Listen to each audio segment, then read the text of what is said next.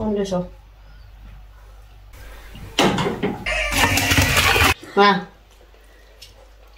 Kakagising ko lang, guys. Punta tayo ngayon sa basement.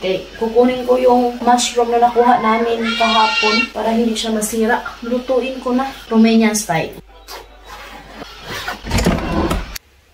Ang dami pang apple namin dito. Gusto kong kumain ng apple. So, ito yung nakuha namin. Nasira na to. Ang daming mga apple na kastock dito, guys. Oh. So, ito na. Dali natin to doon sa loob.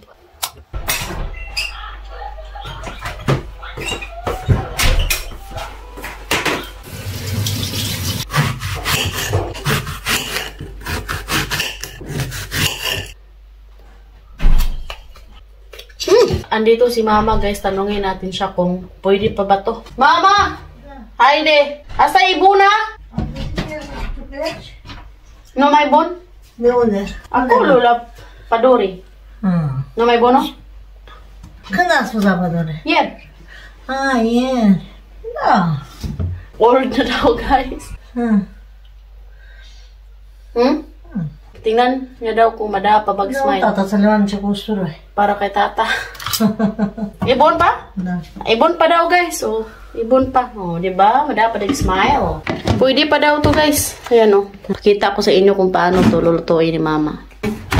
So, ang daming nagsasabi na makalason daw to. Kasi meron daw parang ring. Mga Romanian, ito yung pagkain nila. Tuwing October, November, wala na yan. Kasi nga, ganito na sila. Lumalaki na. So, kaya paunahan pag October. Tapos hindi na rin kasi umuulan.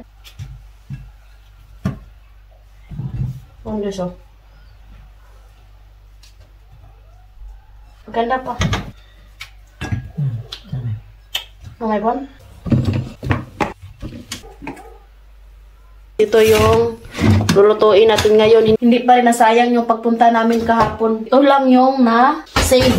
Yung iba, sobrang old na. Hindi na talaga pwede.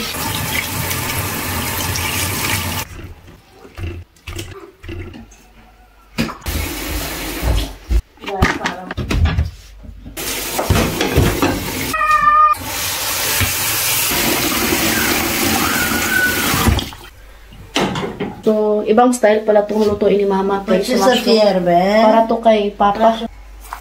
Kailangan muna natin siyang pabukalan. Ayan.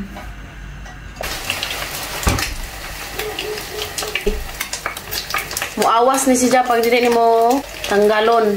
Tapos na daw yan, guys.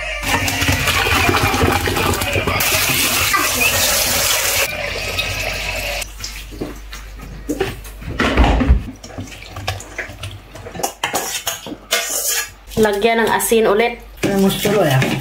So, ngayon lagyan ng garlic. Ayan, diba?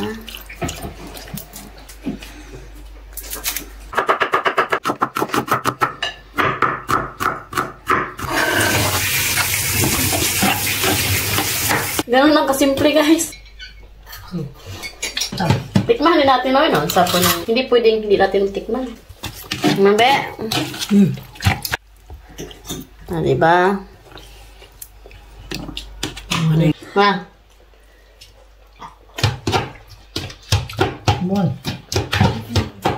Yung lasa niya, mushroom and garlic eh. Lisod po ma-fried chicken, no? Ulam ni Papa. Thank you for the support. Thank you for watching. Bye!